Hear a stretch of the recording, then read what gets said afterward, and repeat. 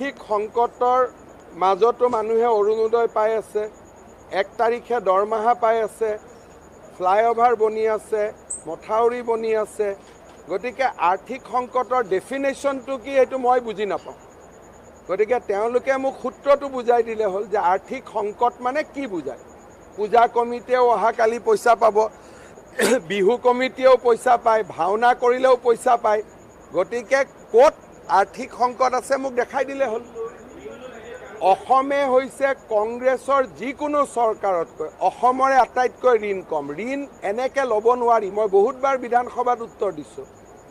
ঘৰুৱা আয় 3.5% লোন ল'ব পাৰি আৰু অসমে লোন লোৱা ৰাজ্যসমূহৰ আটাইতকৈ তলৰ 5খনৰ ভিতৰত অসমত আছে আৰু কংগ্ৰেছ শাসিত ৰাজ্যবিলাক ওপৰত আছে।